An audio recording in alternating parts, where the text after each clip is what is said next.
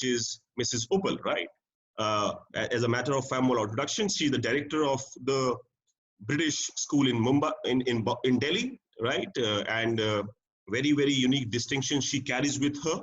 She is conferred upon as the Order of the British Empire, which is something like a Padma Shri or a Padma Bhushan in Indian context, which is awarded for a work which you carry out at the national and international level. And as a matter of fact, I did mention this in one of the message which I sent on the forum, but the unique thing is that she's the only principal to get it in India, for that matter. So which makes it very, very unique. She's only one principal in India which has that honor, in fact. So I'm very, very excited, ladies and gentlemen, for this session, and I'm sure all of you are. We now have almost 200 attendants already. We'll have around 300, as I said. We will do this series in a weekly manner. So every week we will have a new guest who will be a very demonstrated leader from the world, as I said, not only from school education, but from a very different walk of life as well. But the important part is we'll be not talking about the rhetorics of leadership, if I may say. We'll be talking about the practicing leadership, which we can actually implement at the school level, and it makes you a better leader, right? So to mention, if I may quickly, that within IPN, people who know IPN right by now, they know this IPN is working specifically on 3 key pillars. One being leadership development, which is why this session. Second is the entire teacher empowerment program, which we do under IPN masterclasses. Your teachers must be attending. We are getting some feedbacks as well. And I would request you continue to invest in them with respect to allowing them to attend those sessions, right? Lastly, the third pillar of IPN is about entrepreneurship. We generally believe, and these times are again, these testing times and the times of Atmanirbharta. I'm sure Atmanirbharta in a way is about entrepreneurship somewhere or the other, right? So I think we as a school leader will have to work on a plan of building a strong entrepreneurship culture in our school, which I'm sure in your capacity you are doing, but we'll try at IPN how can we enable that process as well. So there is a competition which is going on, which I did post. I am a co-chair of that international youth startup competition, which is going on completely free of cost. Do ensure your students register for it and take part in it, for that matter, whosoever is interested in taking part of it, right? We do not want any compulsion to be done. So having said this, we are all set to go. What I will do is I will quickly request our guest, esteemed guest, in fact, to be joining us. Mrs. Uppal, I will now quickly request if you can put on your video, which is one thing, and then possibly I'll unmute you at my end, and then we can start this. Yeah. Okay, ma'am. Good evening once again. I did a very elaborate introduction and we took more than 10 minutes on it largely, but having said this, very, very glad to have you. Very, very glad to have you. It's a pleasure. And everyone, we already have around 220 participants. People will continue to join in, but we are now starting. Okay, thank you, Gaurav. Yeah, thank so as I've mentioned to the panel, and obviously the format of this entire interview is largely when I'll be asking you a few questions, which actually I have picked up from the question which we have sourced from the leaders itself, largely. So these are the questions we have taken it through a form of ours while everyone was registering. So I am just the voice of these questions, and I'll be more than happy to, and everyone is listening to your answers. So before we go any further, ma'am, I will, as we were discussing, if you remember, what I will request you is if we can deliberate on, or if we can discuss about how this entire COVID thing, for that matter, which I'm sure is a huge bone of contention in all our lives, not just in our lives at the globe level. You as a school leader started or acting on it, if I may say. That's my first question to you, because I think everyone somewhere, and I say this with a lot of, I would say, assurance, that the entire world got it wrong on this. Somehow the world leaders got it wrong in India, for that matter, right? Yeah, I think there was a lot of wishful thinking and denial, and that's why many people acted late, acted a little late. I think, Gaurav, to me, the approach to the pandemic, let's be honest, nobody was ready for it. Correct. The most developed nations have been, brought to their knees. So it wasn't something that one can boast that, oh yeah, we were all ready, we were all set. I think, but something we did very well, and this is not just me, this is my entire senior leadership team along with my other colleagues, was that something that we understood from the very first day. Correct. Was that this is something that needs to be seen very seriously. So I remember I was mentioning to you, I was in London on the 21st of Jan when there was a news item on BBC saying there is this new unknown virus. And the first communication from the British school to its parent body about taking precautions went out on the 24th of January. Yep. And we have in school something called a crisis management team, because I don't think this cannot be an ad hoc response. Correct. And that is one thing I would like to say to all my colleagues and peers on this webinar, that a response to a crisis cannot be ad hoc. Correct. You have to have systems and protocols in place already in existence in preparation for the worst. I'm not being an agent of doom and gloom, Correct. but as school leaders, we have the highest responsibility in this world is that parents entrust their children to us.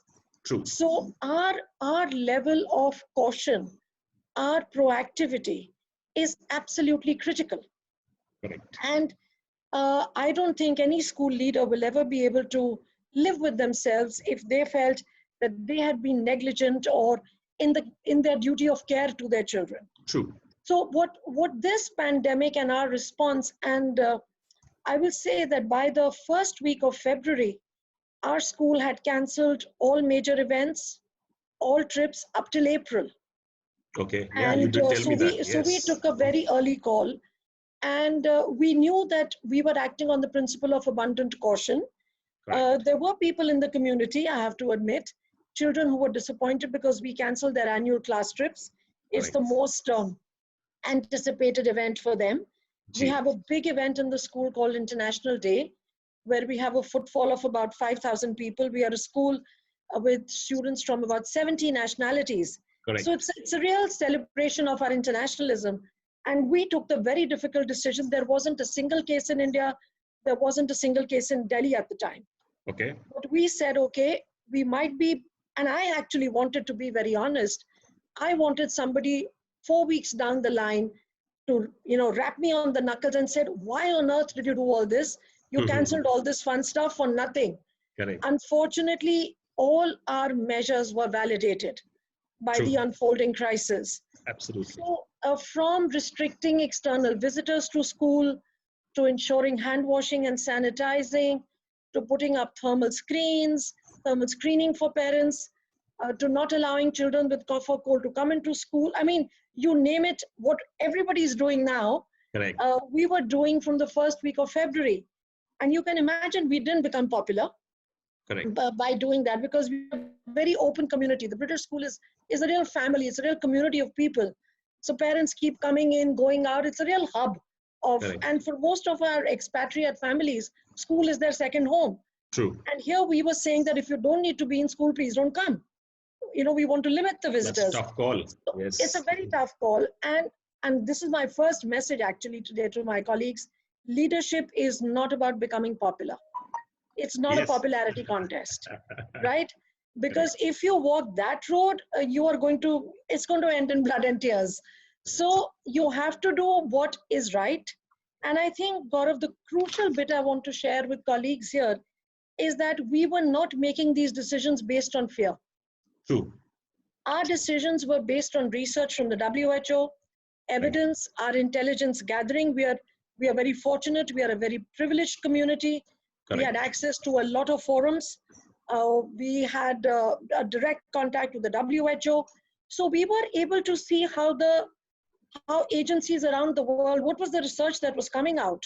And we decided to be bold. In fact, when we canceled international events. I canceled, and I have to put it a word here. Yes, I know. Yeah, we canceled and 2 events at a 5-star hotel where we had booked 800 nights at the Taj Hotel. And believe you me, they did not penalize us. Okay. Okay. You know, so then you realize that yes, there is a global feeling of togetherness and a collaborative approach to what is rapidly becoming a pandemic. Right. And by the time the WHO announced it, we were already obviously at home. We were one of the first schools to go on online learning because we had prepared for that as well, Gaurav. Oh. So we weren't just preparing for keeping children safe. We were also preempting a situation where schools might close down. Okay. So we worked with Microsoft Teams. My IT team said, that's the best one to go with, ma'am. We've done our research. And before the Delhi government announced the closure of primary schools, we had already had about 150 dry runs on Microsoft Teams. So when the Delhi government announced, I think on 5th evening, correct, that primary schools had to close down, on 6th morning, we were delivering online. Lovely. And we, in fact, closed our school for secondary students even before the Delhi government announced it. And just another point I'd like to share, and then I'll stop talking about the pandemic. I think that's all we are hearing, is that unlike many other schools and institutions, which insisted that teachers and admin continue to come into school, we were probably the only school which said, no one come in. Okay. Because people are your most important asset. They are your family. And so from the word get-go, in fact, I had to argue with some of my teams who said, no, but we can come in, only 2 of us will come in. I said, if your work can be done from home, you're not coming into school. And so my point here, the response to the pandemic has shown me a few things. One, you need to focus decision-making on evidence and research. Okay. 2, you have to have clarity of vision. Even in uncertain times, you have to be clear about what you want. Correct. And you'd be surprised when I tell you this. Our school year ends on the 29th of May. Okay? During the first week when Prime Minister announced the lockdown, he announced it on 22nd night. Correct. On 25th March, I went to my Board of Governors along with my senior leadership team. And we said, we don't care when this lockdown opens. We want to be online till 29th May. Okay. Okay. And we were, the board endorsed that decision. They understood our rationale. I said, even if we open, parents will hesitate, right? Research was telling us that Delhi and India would peak between 10th and 20th of May. Correct. And so what that meant was that we did not introduce school holidays. What were children going to do at home, stuck with no meaning, no purpose? So we said, we'll continue as per schedule. Families that had to fly out on repatriation flights could do so, knowing that when they reached home, they could click on a button and access the learning. Be with us. Yeah. So, so this to me is the second bit. There is a moral purpose in leadership. Okay. You're not just ticking a box. We felt morally obliged that we cannot leave our children and our parents asunder. In lockdown, what should they do? Many of our families go back home to their home countries. What should they do? By declaring a holiday. And of course, the biggest part is my teachers, who have done an absolutely outstanding job.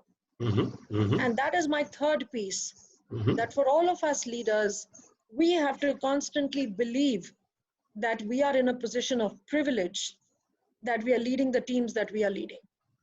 Correct. There is no leader who's a one-man or a one-woman army. Correct. You're right. So that is something that this crisis brought out very clearly.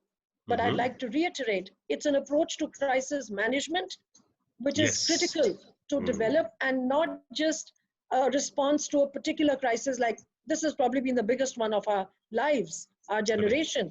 Correct. But there'll be small crises along the way. True. There is a case of child abuse. There is a case of POSH. It's good to know the laws, but also develop protocols as to how will your teams react when something like this happens. Absolutely. You will have a policeman and the press at your doorstep. How will you respond? Correct. And when you're scrambling around for a response, in all likelihood, when you do it in stress and you don't have a well thought out response, you will get it wrong. Absolutely. I'm with you on that. And private schools, of course, are the prey of the media. So I think being well prepared is the fourth message here. Oh, no, absolutely. So in fact, I think there are a few keywords which have emerged from your answers, and obviously you did deliberate on the crisis management in a bit more elaborate fashion, if I may say. Obviously, people are our assets. I mean, there's no other way we can look at it. Number two, and as I said, I think one very important thing which has emerged from this discussion so far is that how you were banking it upon on a very primary research-based outcomes, right? You were not basing this on guts of anyone, right? Or say, I think it can be done syndrome for that matter, right? Whatever. Correct. Please, you're saying something. Yeah. No, I'm saying that's how decision. The gut is important. Let me tell you, Gaurav. Right? You know, as a human being, and if at the risk of sounding sexist, I think women have a sixth sense as well. But I think when you're looking at, remember, I mean, most of us are leading school with 500,000, 1,500 students. Correct. Multiply that with the number of families. Look at the people you're responsible for. Impacting in a way, yes, absolutely. You know, and so you just can't base it on your gut. And that, to me, should be the basis of most decisions that are made in school. Find the evidence. Find the research. You won't get it wrong then. Correct. In fact, this brings to my subsequent question, ma'am, which is that since we know, or say, assuming this is behind us for that matter, right? Which is no, it is far from being behind the COVID. But having said this, now, can you give us some insight, more of a detailed insight on what can now school leaders, or what should be the tenets of their crisis management piece if they have to build upon it for that, right? I think every school, and Gaurav, I'd like to emphasize one thing here, that there are generic principles of crisis management. Correct. Right? Correct. But nothing can be effective if you don't contextualize it to your context. Absolutely good answer. Yes, I'm with you on that. Yes. So in like most schools are risk averse, right? Correct. The tolerance of risk is minimal in schools, and so it should be, right? We should be the most risk averse organizations and institutions in the world. Correct. But there will be anything in my school, for example, a case of child abuse or a POXO case might become an absolutely phenomenal crisis. Yeah. In another context, it might be managed better. Right? So you have to understand your context. You have to be trained. Don't take this for granted. Please, my request, do not take this for granted. Correct. Build a crisis management team.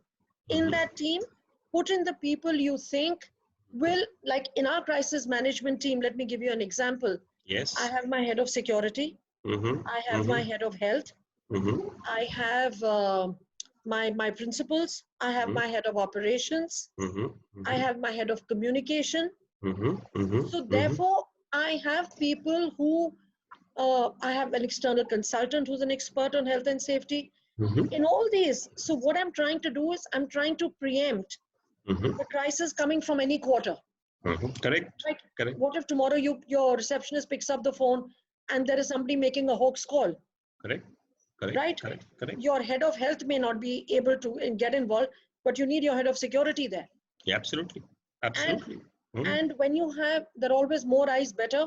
You get fresh perspectives. And that is how you mitigate a crisis. There is no such thing as 100% risk management.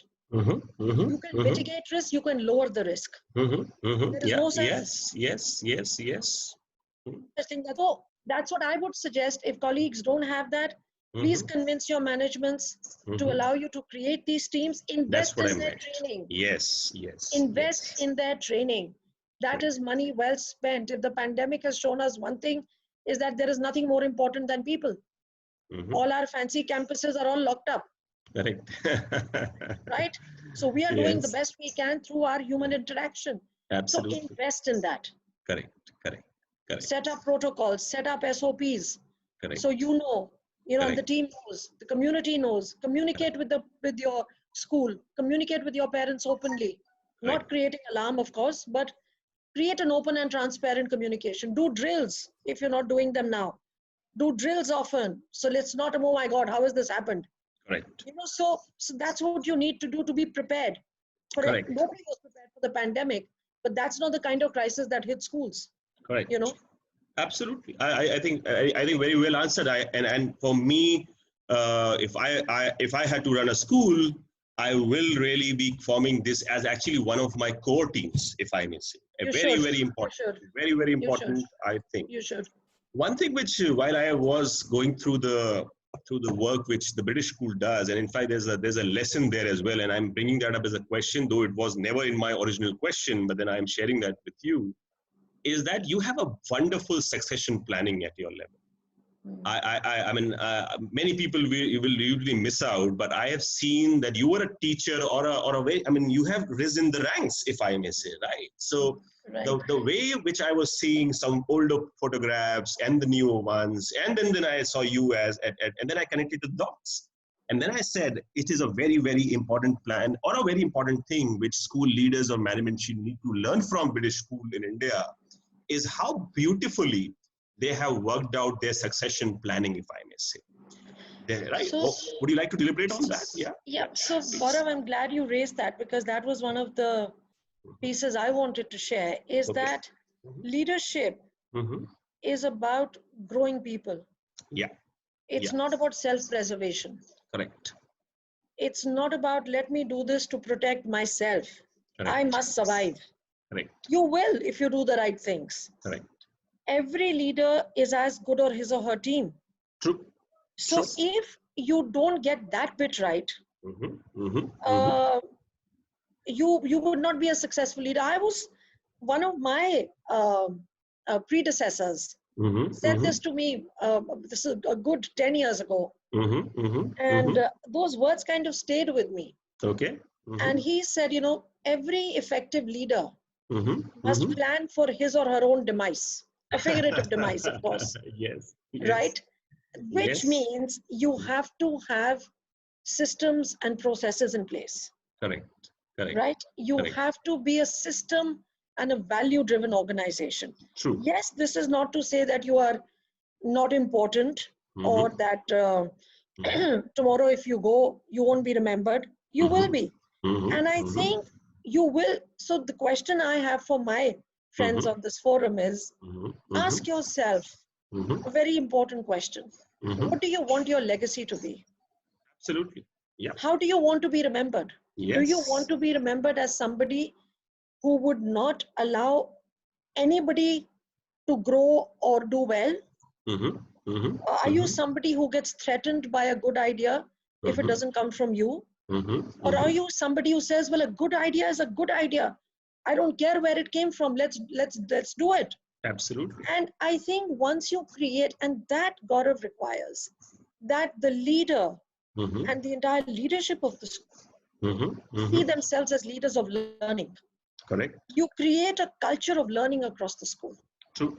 You become accessible. You are somebody who people know that they can just walk up to you and say, I was thinking about this event.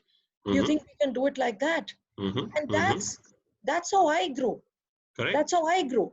Correct. And the other thing, and that is a lesson for all the younger leaders here. We are, of course, on the wrong side of 50. But to all the younger leaders here, don't lose any opportunity that gives you a chance to learn something.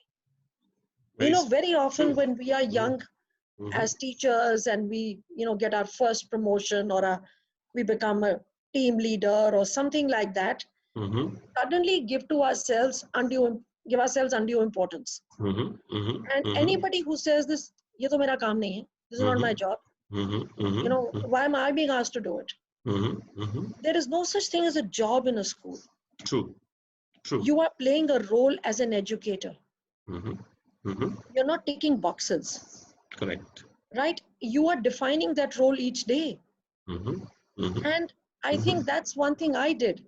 So I was the coordinator for student councils. I've been in school till 9 o'clock at night rehearsing with students for events. Correct. Right?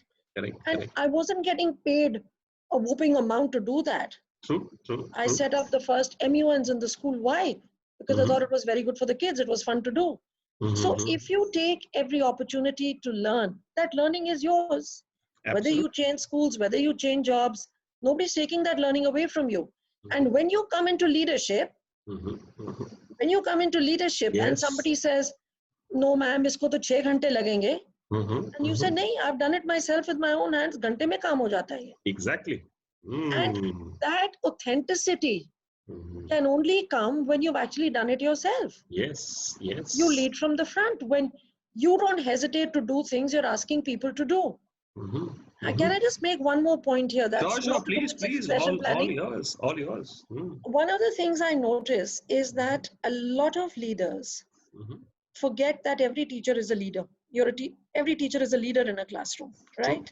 True. At the end, education is the only sector where teachers and academics rise to become CEOs or whatever they are called now. Correct. Right? So you know the drill, right? One of the first things a lot of my colleagues and friends do is that the minute they get a role as a principal or as a director, they stop being in the classroom. They give up teaching. That, we are kind of now, I'm not sure, maybe it's time constraints and, management constraints, and there is so much to do when you're the head of a school. But I would urge all my colleagues, don't give that up. Correct. Through stress, because being at the top is lonely, it's stressful, it's not easy. You're navigating so much on a daily basis. Correct. I have found sanity in teaching. I still do. Okay. I might not be able to do my exam classes like IB and IGCSE because I don't want to end up cancelling lessons. I still teach modules. I still go in. Lovely, very nice. Yeah, That's good to hear. I'm in my 13th year of senior leadership, and I still continue to teach when I can. Very nice. And that is something, it gives you that connect with your children. And that authenticity for your team. You have to be credible. Your colleagues see you as a pedagogical leader. Get in 6 teachers to observe you teaching and say, this is how it's done. Correct. It just inspires confidence and nothing else. And for me, it keeps me sane. It reminds you that all the stress and strain you're dealing with on a daily basis is for these kids in your care. Correct. You don't miss out on the fundamentals of it largely, and it eventually keeps you rooted. That's what we were discussing, if you remember, right? And you empathize better. You empathize better when you've been one in 5 minutes. And so when a teacher says, so if most of us have been teachers, right? All of us. Correct. So what was one of the first good teaching lessons we learned? Students very rarely remember what you teach them. They'll forget it 2 years down the line. What will they remember? The way you made them feel. Right? Yes. And they will remember whether you inspired them, whether you demotivated them. Very true. Very true. They will remember that. And who better to do that? Who better to set that tone for the entire school than the head himself or herself? We all have teachers in our schools who are brilliant pedagogues. Right? They will deliver like nobody's business, outstanding lessons. Correct. But I say to them that no child in your class will learn if they don't think that their progress matters to you. True. Absolutely. Very well said. It's the same for the head of school. So if my teachers and my students don't think that their progress matters to me, they'll become indifferent. Correct. Absolutely. And that happens through conversations. That happens through constant dialogue. It doesn't happen on a one-day speech in an assembly. No, it doesn't. Absolutely. Legacy cultures take time to build, for that matter, right? And totally. And Yes. Yeah, absolutely. No, in fact, which is why I brought this up, because let me as an outsider, make that as an observation. While you look at schooling in India, you look at multiple schools doing a brilliant job, but I think one piece which they are getting it wrong somehow, I personally feel, and I think they can take a leaf out of your second answer, which is that succession planning is so important. I mean, Tata's got it wrong. Tata's got it wrong in India. I mean, so people don't know this, for that matter, and it really has a very strong forward integration somewhere or the other in life in general, right? So, please. Sorry. No, nothing. Carry on. Sorry. No, so having said this, as I said, it wasn't my original question. Honestly, it wasn't even in my question list. But then I asked you for a very simple reason, because I saw that as a very alarming feature at the British school, and which is why what British school is today is actually because of this planning, if I may say, and it really reflects on their approach towards leading a school, for that matter, isn't it? Right? Yeah. And you know, we invest so much, and to that I have to be grateful to generations of boards, because our system is different, Gaurav. We have Okay. we are a not-for-profit, right? Yeah. Yeah. And we are a parent-run school in that sense that the board of governors are elected every 3 years. Okay. Okay, so it's a transient board. But I've been at the school now for almost 30 years, and I have never seen any board take away resources which are given to professional development. Very important point. And Very important. because, Yeah. I mean, I remember I was asked once as a principal when I was talking about the budget, that why have you put aside so, one particular gentleman asked me, he says, you can continue to invest in teachers, you will train them and they will leave. And I said, what if I don't train them and they stay? So you have to have that impact on students, right? Correct. And absolutely. so therefore, and that is the single piece, Gaurav, about leadership. True. We assume that if we are appointed as a principal or as a director or as a vice principal, that we know leadership. Okay. We already leaders. We already have the position. So what is there to learn? Yeah. There is learning on a daily basis. Yeah. So just a quick subsequent question on this, which is an additional question on this same question. Give us, and I'm sorry for if I'm putting you in a spot, but I'm sure I'm not. Is that 3 or 4 points you feel led to this robust succession planning? What are the pillars of that succession planning for you guys? Example, right? What do you base it on? I think one is professional development, Gaurav. Okay. Of everybody. Identifying, since the time I have taken over as head, I am being very deliberate about it. Okay. I am identifying potential young leaders, investing in them. You're not giving them jobs because you're just investing in their training. You're seeing their potential. You're giving them opportunities. Creating opportunities to demonstrate leadership is key. And that is something our school is exceptional at. Okay. The number of projects which are led by teachers is mind-blowing. Okay, that's a very interesting thing. Yes, we have something called, we do a residential in-service program every year. We have set aside 10 days, all schools do. But last year what we did, and you'll be surprised, we have a teaching staff of about 220 plus. Okay.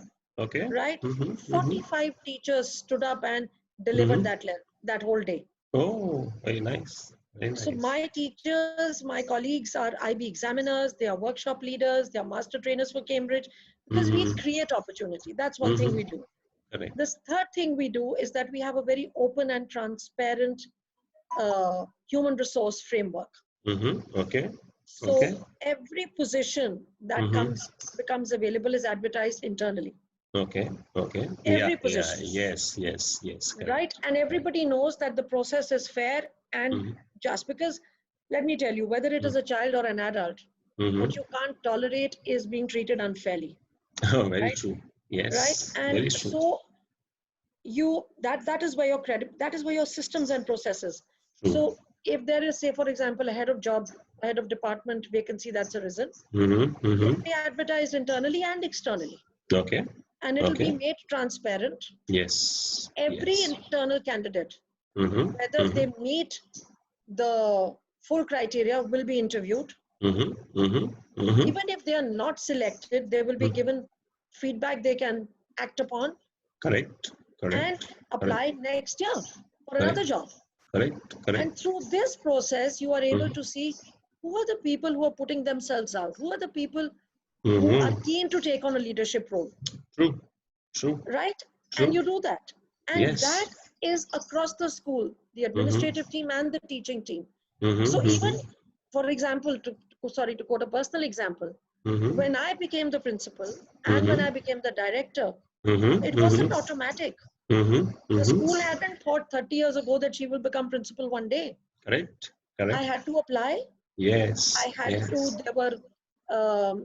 there were, and our senior leadership appointments are done through international agencies. The expatriates and others who had applied came to the school. The same process, the 2-day process for them, for me. Correct. Same panel for interview. So there is a fairness and transparency. So when you get that position, it's not because somebody liked your face or somebody you earned liked it. Yes. you earned it. So there is no nepotism in the system. Correct. Very important, in fact. Very, and very. When your decisions are not based on arbitrary whims and fancies, and there is a process there, those decisions over a period of time, and at times as leaders, you have to make very difficult decisions. True. But if you established your credibility, people listen. They know you're being fair. It's tough, but it's fair. And that's what you can promise them. What a lovely point. As I said, that process is supreme at the end of the day. Absolutely. Right. Absolutely. Everything else rallies around it, if I may say. Process remains the supreme, right? Absolutely. Very absolutely. Correct. Brilliant. So I think, see, this is the beauty of this session, which I said that somehow we in is a rut of being a leader somehow. I call it a rut of being a leader. You may miss out the nuances of being a leader, if I may, right? And nuances are fundamental. Being fair is such a core thing in life. Being fair on a system is such a core thing in anything we do at the end of the day, but somehow we miss out. Very nice. Good. So, which brings to my, in fact, on the question plan, because I didn't want to make it a too many question affair. I wanted to make it a pointed and, more importantly, some substantive question. So this was my second question, possibly my final question, and after that we can open it to the house largely. So this is more of a personal question, though you've answered it in a way. That you've been on a senior position, if I may say, for the past 13 years, which you mentioned, being a principal or a director, if I may say, right? Right. So if you have to make that difficult choice between being a teacher and being a director, which one will you pick up? Teacher any day. Any day. I know it was coming. So that's a bad question. As a teacher, it's there are two things here, Gaurav. Maybe I said that too quickly. I would love to continue to teach, which I do, but I have the added privilege of being able to influence, to broaden the area of my influence. Correct. Right. So what I'm doing as a teacher in a classroom would be limited to that group of students. But in the position in which I am, I'm able to make a difference. I'm able to impact the lives of 1,200 plus students. Correct. And that I don't think I'll give up for anything in the world. So like I said, I was speaking to a few friends. I said, we love cribbing. That's our birthright. Correct. But is there any other job I would rather do? Definitely not. Yeah. So as I said, I fell prey to this. I thought my question was poor. I should have any which way gathered this why I've been teacher, right? At the end of the day. So having said this, again, now layering it up from your own observations. So obviously you've emphasized on a lot of resources developing about professional development, if I may say. So obviously I know for sure there's a lot of what we desire to be done at level of developing our resources or developing our teachers largely. But if you have to, say, example, pinpoint a very specific point, or if I may say, one is making a statement that I'll have to invest in my resources. But do you really see a plan there as well, that as while you approach these resource planning or say development of these resources, how do you really approach it for that matter? Yeah. So, Gaurav, we have something called a continuous professional development approach. It's CPD. Okay. And we have a CPD policy, we have a CPD approach, we have a CPD panel. And what we do there is that it is a multi-pronged approach, like you said. So the first thing we did, and this we did many years ago, was that, in fact, I did that when I was still principal, is that we developed a multi-pronged approach to CPD. Okay. Okay, which meant that you begin at home, because your teachers know your context best. Correct. So you develop a culture of sharing best practice amongst your teachers. That doesn't cost any money, but you share best practice. You then you identify through your processes, you identify and your own judgment as a leader, what are the need areas? You do a need analysis. So, pardon me, when we were about to launch into assessment for learning rather than just assessment of learning, so we said, when we started using standardized diagnostic testing, so we knew that we wanted this to impact the whole school. So you then bring in your research and bring in the best external facilitator to the school. Then you create teams within the schools that will be your early adapters, your champions in every area. Okay. Okay. The third thing you do is you send people for workshops outside. Okay. Because then they get to interact with others, and there is that professional dialogue. If you're an IB or an IGCSE school, IB in particular mandates that. Okay. So even well before IB mandated it, we were doing it. I mean, as a teacher in 2000, I was sent to Europe, to Nice, to study the IB and come back and report to the school. And I was a teacher. I wasn't a principal, I wasn't a deputy, nothing. So you create that culture of you go out, you attend a workshop, but you come back and you train your colleagues with that. You disseminate that training. We now have a knowledge management system, which is maintained by our HR team, brilliant system where you deposit all your learnings. So there is a reservoir of learning there for anybody. Absolutely. Yeah, that's what I'm... So you do that, and we use coaching and mentoring a lot at school as a philosophy. My principals are brilliant at that. And so you coach and mentor people within your teams as well. Okay. We also encourage action research at school.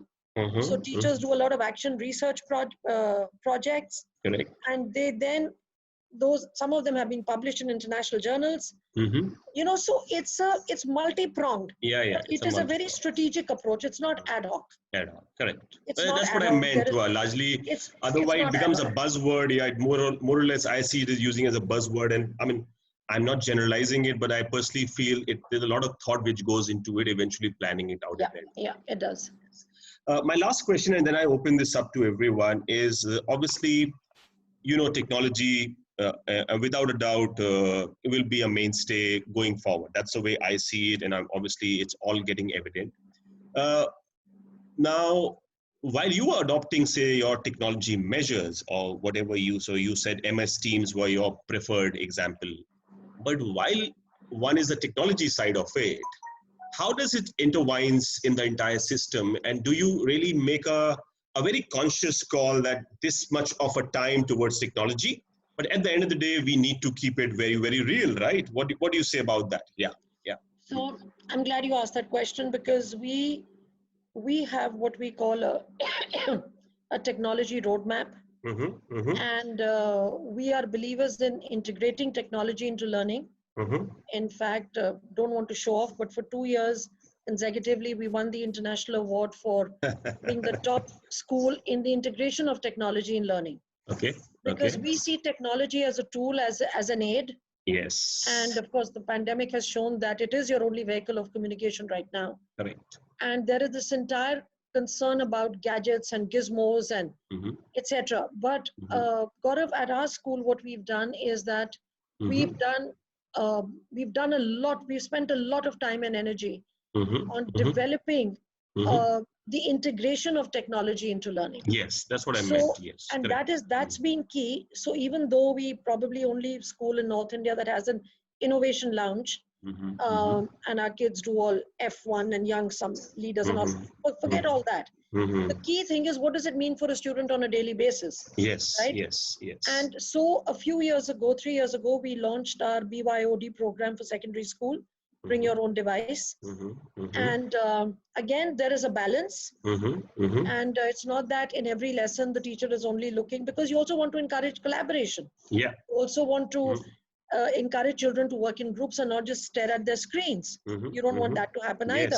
Yes. So the use, I think one of the things we've really excelled at, is using technology as a tool for collaboration and engagement. Correct. And because we had that bedrock already, Microsoft Teams wasn't just about the teacher at the front, in front of the computer and delivering PowerPoint after PowerPoint. Precisely why I really asked this question. Yes, that this is absolutely not. Absolutely not. I'm more than happy to share. I'll send you the link of a few examples of what our teachers have done on their dining tables, creating a water treatment plant. And I was gobsmacked, and I said, this was being done for 7-8-year-olds. And that's because there is that comfort with the use of technology. Correct. Right. So I think a lot of people miss the piece. Then there is this huge concern about screen time, student well-being. And for all colleagues here, I'm sure they've done it, but I would just like to put in a rider that I hope, as we are all online 24/7 right now during the pandemic, please make sure that you have your safeguarding protocols and your digital safety in place for students and parents. Absolutely. Because I mean, we have that. We've also won an award for that, but that's not the point. I mean, it's not about winning awards. It's about being honest and, you know, looking after the children for whom you have a duty of care. So if you haven't done it, please make sure you do. You must have safeguarding protocols while your students are online. Yes, absolutely. Safety first. All said. I mean, this Absolutely. pandemic has taught us more than anything else. Yes, correct. Yeah, more than anything else. True. True. No, so I think wonderful first half. As I said, these questions were very, very unplanned, if I may say, but then this came naturally, and which is why we had a very wonderful session. So what I'll do is now I'll open up the entire thing for more of a conversation. So leaders, we already know how do we do this. Is that obviously I'm going to unmute you all, and I'll enable that you can unmute yourself and ask a question. But my only request is that let's have a show of hand and a little chronology to it, so that we have no disturbances and we get answers to our question more specifically. Okay, so anyone who want to take the lead and we quickly dive into this? Yeah.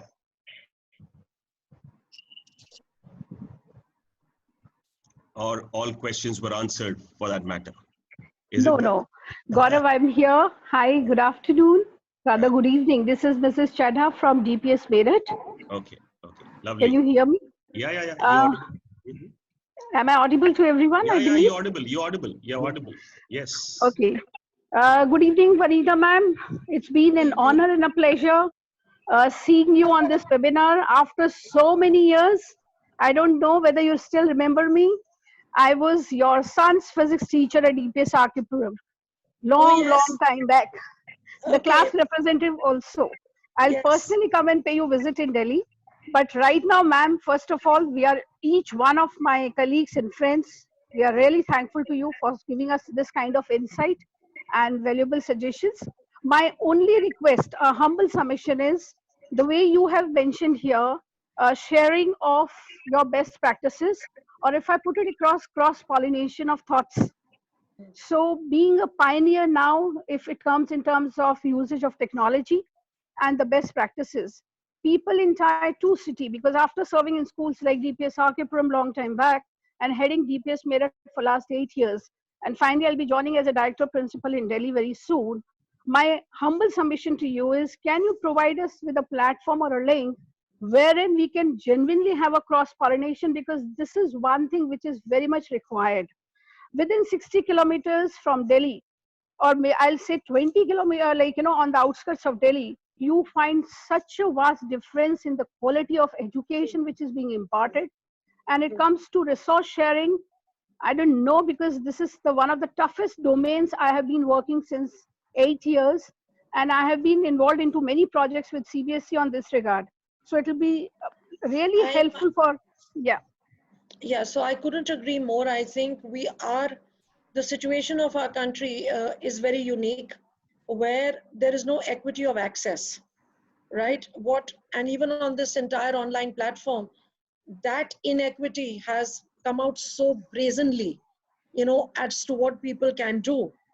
So one of the things we've been, in fact, you've actually taken the words out of my mouth. One of the things that I was talking to Gaurav about, we do a lot of sharing of best practices, right? And we. Oops. Hold on. Yeah. Sorry, Gaurav. Yeah. You're there. Back. Am I muted? No. You're back. No, ma'am. We can hear you. Yeah. Okay. So definitely, right now, I'll be very honest. We are neck deep right now in developing protocols for re-entry. But definitely, as time goes on, we have an Empowering Educator series. And taking your advice, I'll definitely put technology there as a theme. And I'll definitely do that, because up until now, we've done sessions on special needs, on gifted and talented, on theory of knowledge for IB, on well-being, on pastoral care. But technology definitely will feature in the next one. I promise you that. Thank you, ma'am. Thanks. Krishna Kumar, your And please question. convey my hug to Hiren, please. Yeah, From he's in his favorite Canada. teacher. I see. He's in Canada. I will, definitely. I will. Thank you. Thank you. Yeah. Thank you.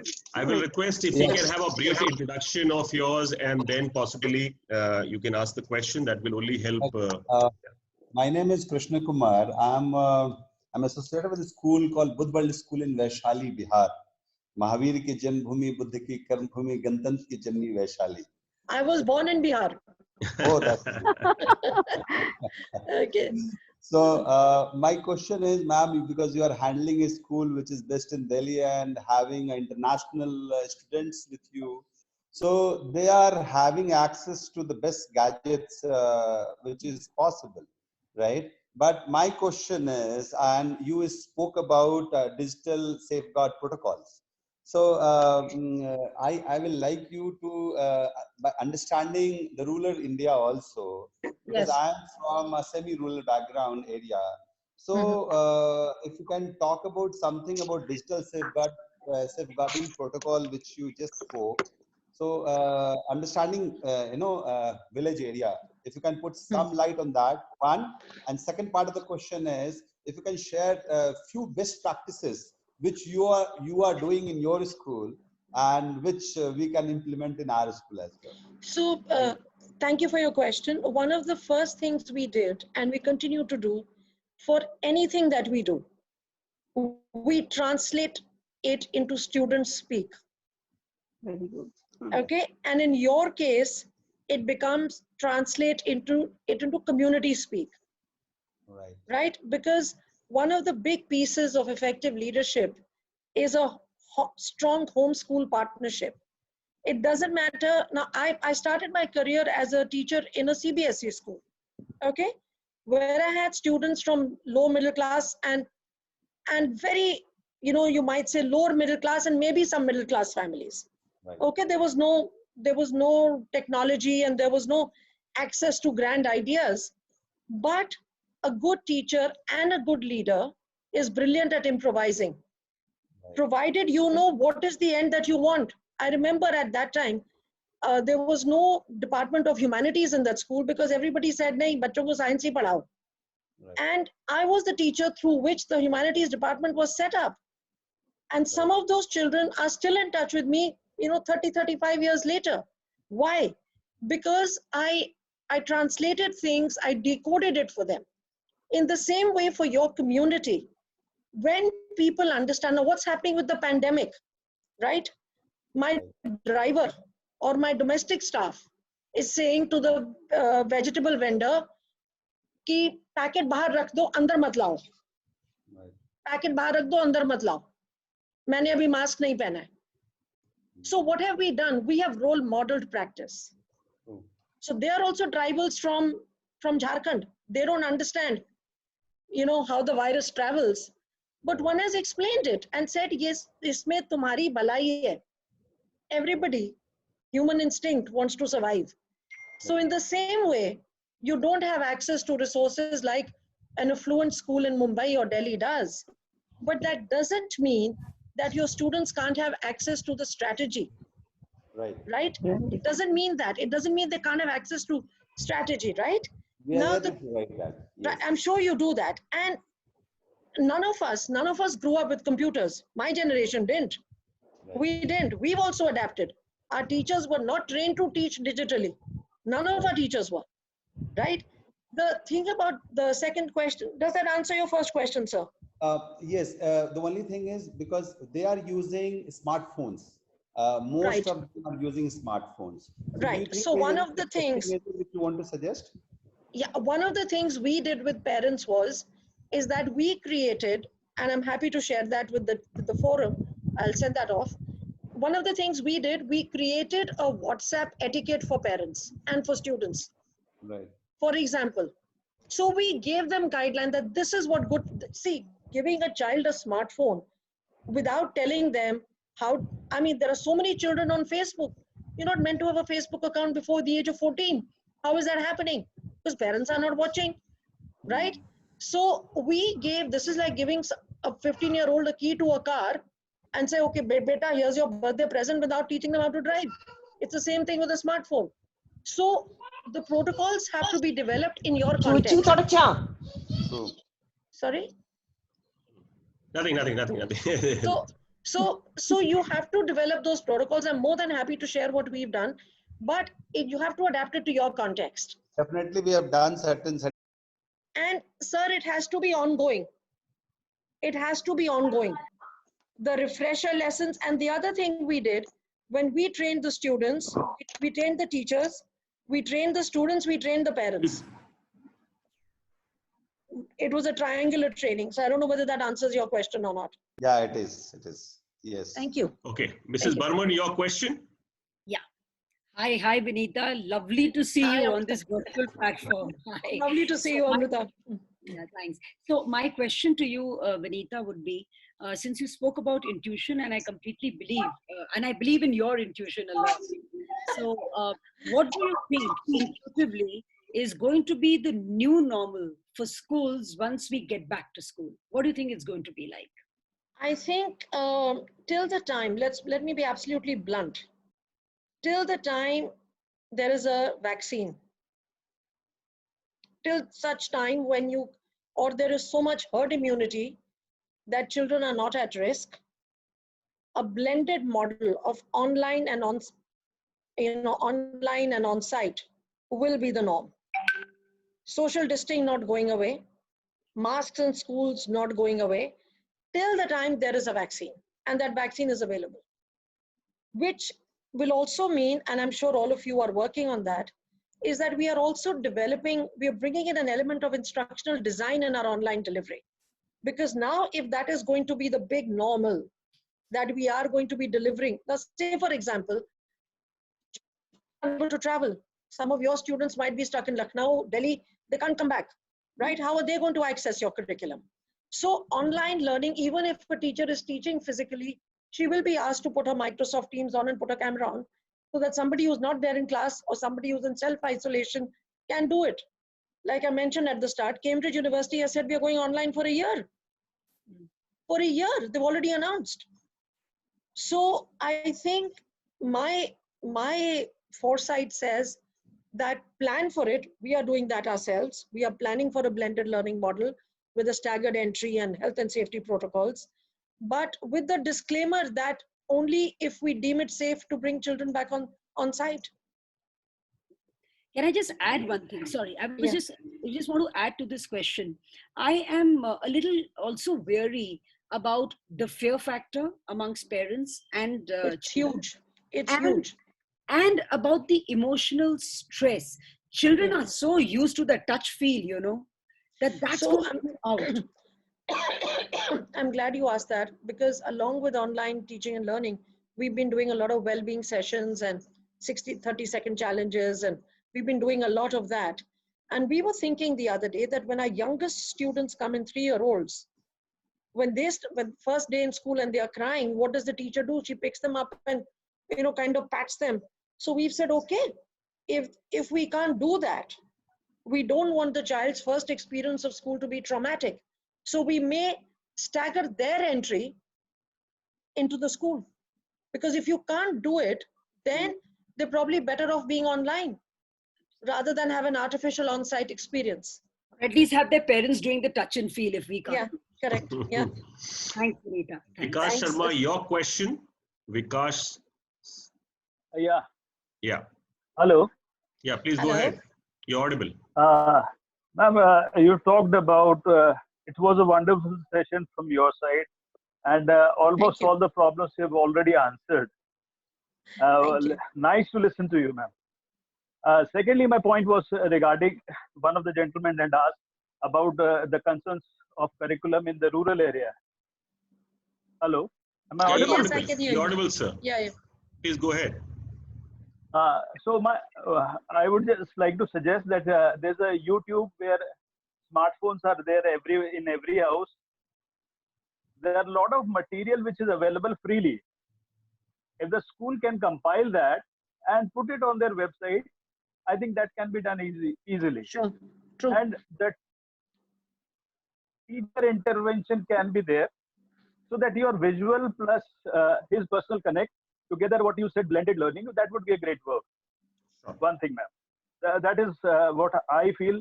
In remote areas, they will be exactly similar in approach to what the good cities or metros are doing. Secondly, ma'am,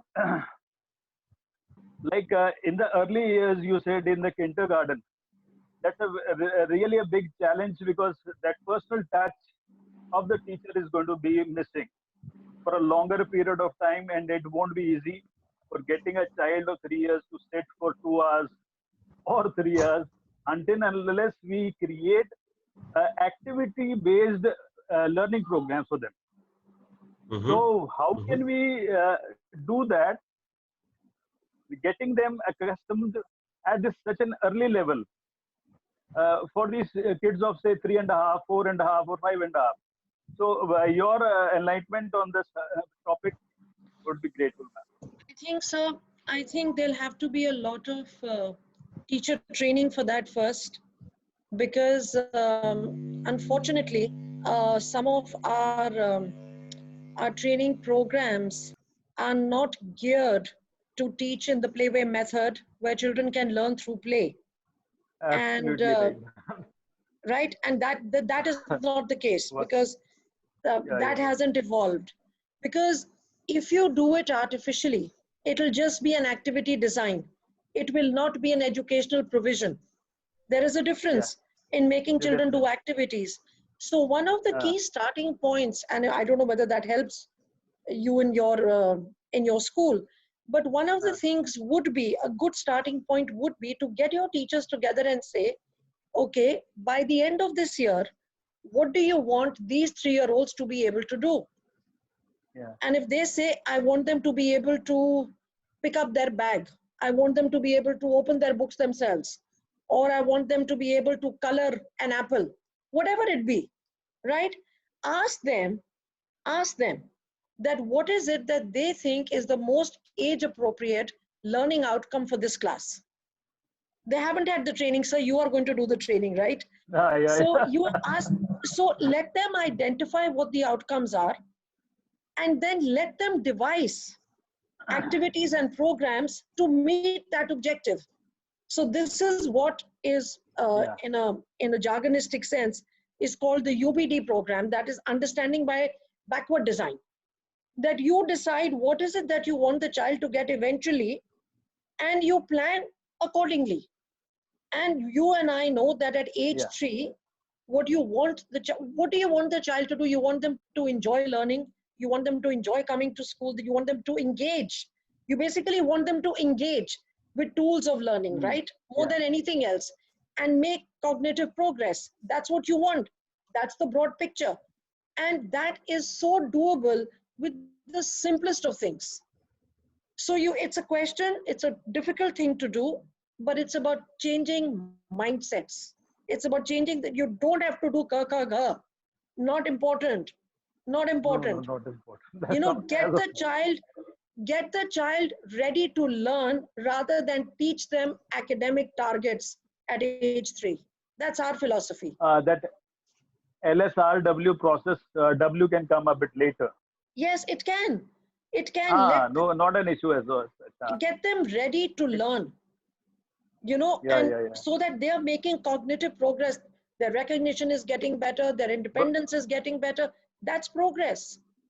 Ma'am, the point completely taken, but the problem arises with most of the parents. They are too ambitious. My child has not learned and to write. It's a universal problem, sir. It's a universal problem. Rural, urban, semi-rural, it's a universal problem. Correct. And therefore, I said at the start that it is very easy to make the parent of the urban center no. acclimatize. You are very mistaken, sir. You're very mistaken. You're very mistaken. Every urban parent says, I've been to school, so I can tell you how to run a school. This is how I was in my school. Therefore, why isn't my 3-year-old learning? Why isn't my 4-year-old able to add 4 digits of math? So one of the things we spend a lot of time and energy on is on parent education and parent awareness. So when That is the need of at the the time of interview, when you're getting your children in, sir, spend some time with the families and tell them this is our vision, this is what your child will get. It may not be right for you, move to another school. Say it at the start. Yes. right, ma'am. Next three set of Right. questions. Dr. Thank you, Gurdeep, sir. you go in next. Miss Anjali Razdan after that, and Miss Subina, third one. Dr. Gurdeep, you there? Yeah, good evening. Please go ahead. Good evening. Yeah, first, thank you for this fruitful session. We are getting lots of good knowledge. Just one, as you said, you were very much prepared, what you call as a pre-planning, before the COVID was even announced by this government. So all the pre-planning was there.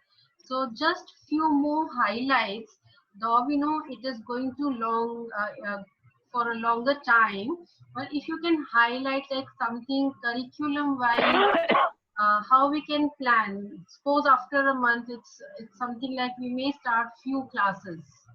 So little bit directions to prepare for that. Okay, so one of the things I'll tell you, we've been working on about 7 or 8 domains, so to say. So we've decided which are the classes. You can't bring everybody on the same time. That's Right. for sure, right? Right. You have to have health and safety protocols in place. That's a given. That you have to do. There is no option. What we did, we prioritized those students to come into school first for that aspect of learning that can't be done online. So say, for example, science practicals, you can do a demo online, but if the child for the exam needs to do the practical, they can't do it at home. Right. So we prioritize bringing in the specialist groups first. Okay, that is one of the things we did. And we moved to that. Then we also looked at groups which were really finding it difficult. The younger the student, the more difficult this lockdown is for them, right? So we prioritize them, that for their well-being, even if it's just for half a day, get them into school. And the third important thing, Dr. Chadha, is that you have to bring in students and prepare them for the new normal. You will have to spend time to acclimatize your teachers and students, that every half an hour, yes, you have to, 3 people have to go wash your hands, come back, another 3 go wash your hands. Now, that is not going to happen easily. So you will spend a lot of time doing that, and of course that training, etc., will have to continue. But these were the 2 or 3 big pieces we looked at: the exam years, specialist classes, the younger children, and the acclimatization to what is now the new normal. Okay. Thank you for this You're welcome. Sorry. guidelines. Next, Anjali ji. Anjali ji, your question. Yeah, good evening, Vanita ji. Good evening. I'm Anjali Razdan. Not much, just 40 years in this whole profession. I somehow, when you talked after a long, long time, I heard somebody who very connected to me. I have subtle humor, and so did I hear from you. Such lovely pieces of information wrapped around subtlety of humor, which is very close to my heart. Now, I have 2 questions. The first one is that I'm children with learning disabilities, children with learning problems is very close to my heart. Somehow I have a soft corner for them. So I wanted to know, that's the first question, wanted to know under the online conditions, Corona and so on and so forth, what would be any strategies that you suggest for teaching such children? Because even they are part of the class and the section and all, right from base to top. Anything that you would suggest? We could put it on online. And then I'll come to my second question. Okay, Anjali ji, we have a specified department. We call it the special needs department. We have 8 colleagues in that. We also run our own learning center, learning solution center for students with mild to moderate needs, because we cannot cope or provide the best support that we can for students who might have excessive needs. So during the lockdown time, as is business as usual, they have all been largely in either one-on-one sessions with their teachers, which has helped a lot.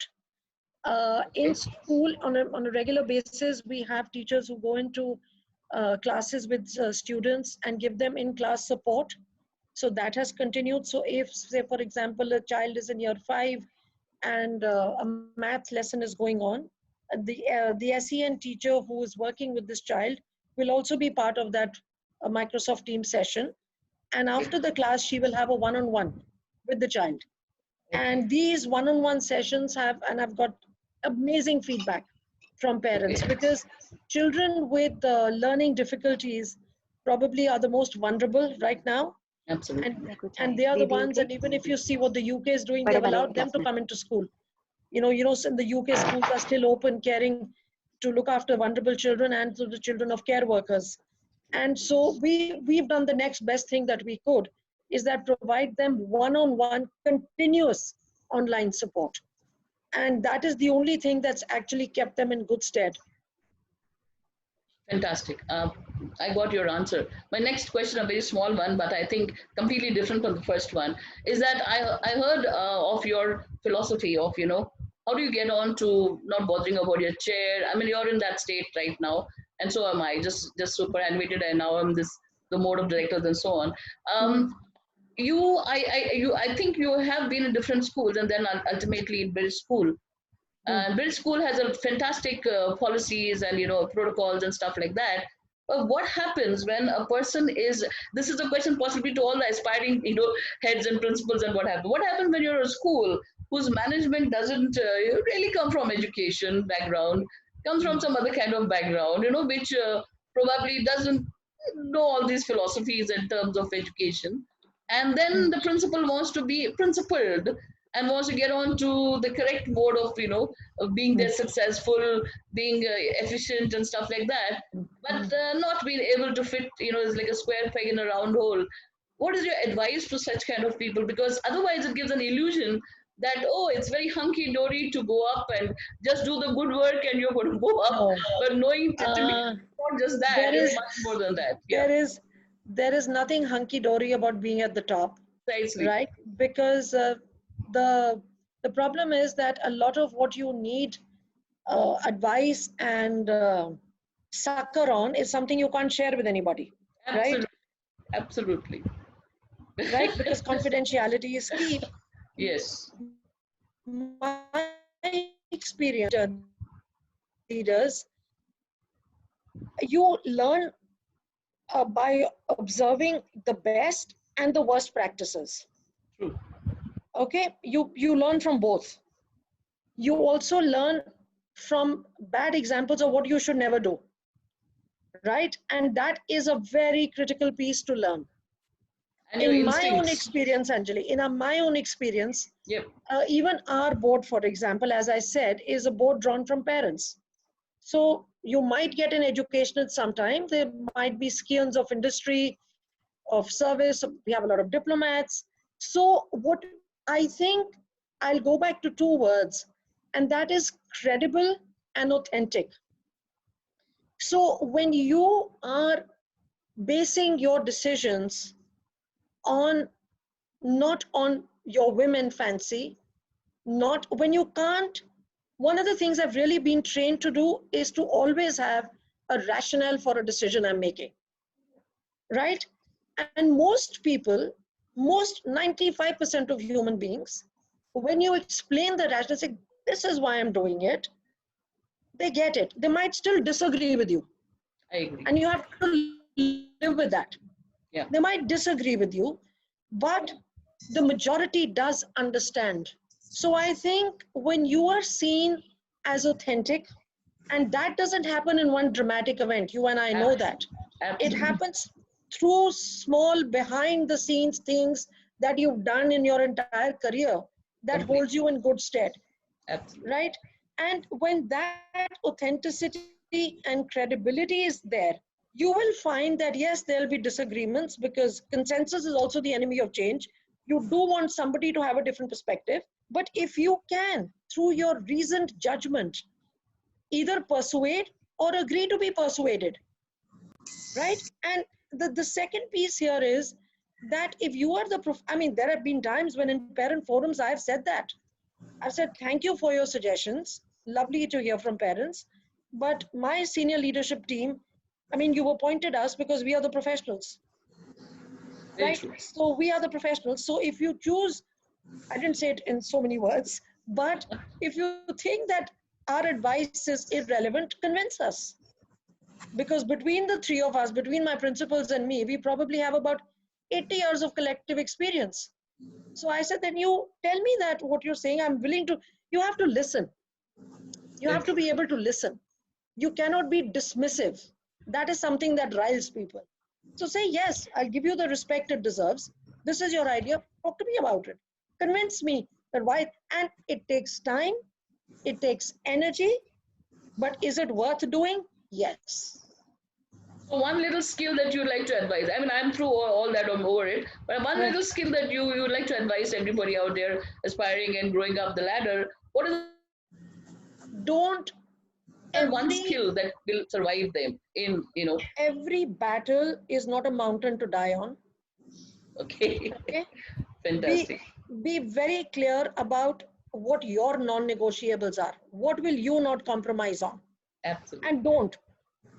And don't. What is integrity, Anjali? It is doing the right thing when nobody's watching. Absolutely. Right? So if you 100%. if you are a person of integrity, so if anything compromises my integrity, fine, that's it. I'm not doing it. But every battle, is it worth dying on a mountain for? No. Life is about adaptability, about compromise, not on your principles, Absolutely. but maybe on a procedure. And I loved your first line. And I loved your first line. Get ready for your, funeral or whatever death part. I think that was a brilliant statement you made. Because if we have that in mind when we begin, and I guess and there is one more I have to give, and maybe that's time to close, is that there'll be plenty of people around you who'll want to doubt you and doubt your judgment. Don't add yourself to that list. Okay. Don't. Have self-belief. Have self-belief, especially if it is rooted in truth and integrity. Very true. Thank you. Thank you. Subina ji, we'll take one more, in fact, two questions, Mrs. Uppal, if you may allow me. These are the final two.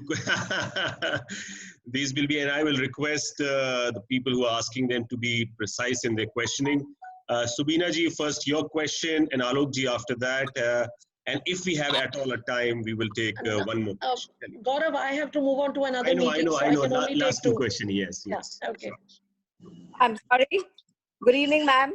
Good evening. Wonderful to have heard you, and congratulations for all your achievements. I would have asked a lot of questions though, but to cut short, firstly, I want to tell you that I really believe in a lot of things that you mentioned and said, saying that the leader should have the clarity of the vision. And if you have the clarity of the vision, then you should be daring enough. Then you have nothing to fear, right? I can really expand on that. And of course, I want to tell you that you also teach. And I'm glad to tell you that I'm a director of a school and I also teach. Good. And I'm teaching. So I was really happy to know that you're doing the same. So just a very short question, though I would have really elaborated on that. But anyway, so you mentioned that you taught in CBSE schools and then you've come to this school. So I want to know what difference in curriculum did you find? Because, when I teach, when I go to the class, it's not only the subject matter that I'm teaching, it's also I feel the responsibility that I have to build a character. And that is what is important when they come to life and they face the challenges. And believe me, there are so many students who come back to me saying that, ma'am, एक second. Sorry about that. Whatever teachings you gave us is nothing. Sorry? Please go ahead. Yeah. Yeah. So it's not, like you said, it's not the academic subject that we are teaching. We are also teaching them how to face challenges. We are teaching them how to build up their character, right? So I just want to know that there is so much of change in the attitude over the generations. Like you've been teaching since 30 years. I've been in this lines for over 25 years. So I have seen the changes in the generations to come. And I personally feel that there's discipline is missing out, and Sorry, I the missed your question. sensitivity. What's the question? Sorry, I I missed want your to know question. what changes would you like to bring in, since you've taught in CBSE school as well as now in the British school, pertaining to this aspect? Like you find the curriculum of CBSE, I mean, I find it a little constrained. So would you like some change? I think what we need to change more than the curriculum. Can you hear me? Yes, yes, ma'am. I think what we need to change more than the curriculum is to change the mindset and the approach. Content is no longer king, never was, and definitely isn't now. Okay? So if teachers begin to understand that they are teaching the child and not the subject, your battle is won. You remember CBSE made changes in the content, did all that. What changed? Nothing. Because they did not invest in training teachers to change their mindset when they were delivering that new syllabus. So changing content will never solve the problem. It is changing our approach and our pedagogy that will change the problem, not the content. What change have you seen in the British school that you would like us to, have it? That's exactly, you see, it's a skill-based. It's not that there is no content in our curriculum. Of course, it's pretty, very rigorous. IB is a very, very rigorous program, as is IGCSE. But you first focus on developing those habits of mind and those attitudes to learning, those skills. It is the skills that you focus on, and it doesn't matter what the content is. So what curriculum do you have in developing those skills? Sorry? I'm sorry, I lost that. So do you have some particular curriculum or pedagogies Of course we do, and it is all contextual. It's developed in-house. It's done with a lot of training. And of course, there are huge resources we have at our online resources that we use, but it's the culture of the school as well. The school encourages collaborative work. The school encourages open-ended inquiry. It encourages a problem-solving approach. So it is a whole culture of learning that I alluded to at the start. What I feel is that discipline in the child is missing right now, and the sensitivity I have to disagree. to the at the time of crisis. I'm sorry, I have to disagree that there is discipline that's missing. What we need to understand is that our notion of discipline is very different. Cannot hear. To we now lost called her. self-regulation. And discipline, it is never long-lasting. Sorry. Sorry, I can just take one more question, Gaurav, if that's okay. You were replying back. You were replying back to Subina's question. Yeah, so I was talking about that I'm not willing to discard this entire generation as being indisciplined, because I think they are much more self-aware.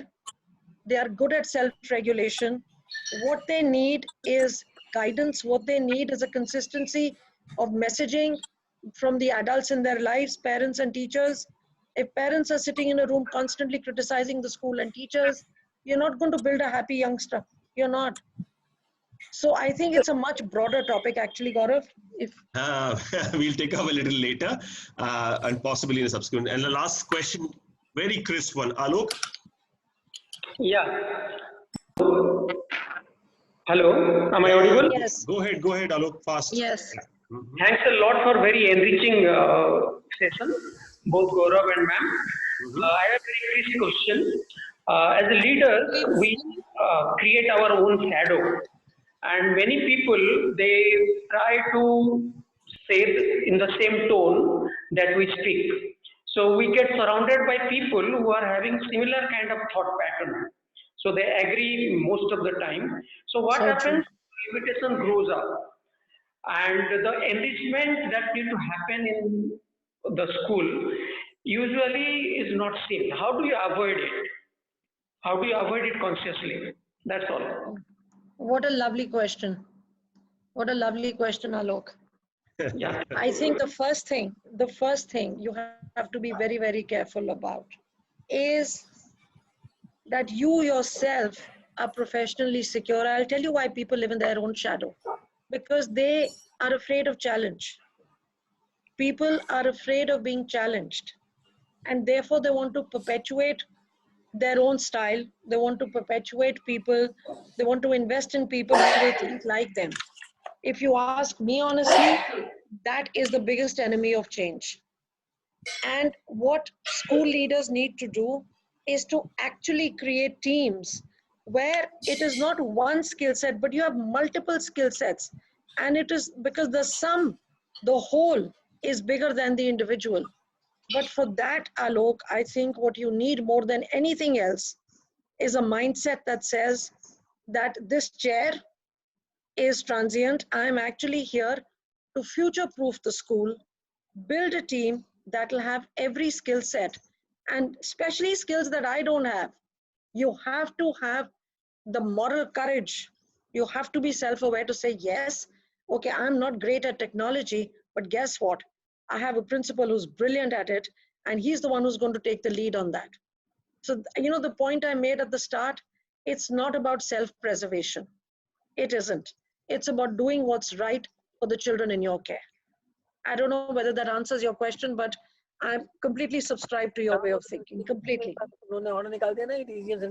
Thank you, Mrs. Uppal. Thank you very much. I would really not keep you held back or any longer. I believe you have a session to attend after this as well.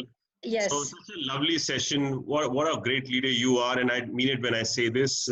So which makes me a little selfish, and I will request you to join us sometime very soon, if I may say so. But having said this, thank you for now. Thank you very much. Thank you to everybody. Thank you for giving your time. Most precious commodity. Thank you, ma'am. Absolutely. Thank We had you. around Thank you, 250 plus leaders, and we still have around 175 of them, which means, obviously, if I have to say, they were all really, really learning from this session. Thank you very much. Thank you. Thank you very much. I look forward to see you next time, ma'am. Thank you so much. Bye-bye. Thank you. Thank you. Thank you.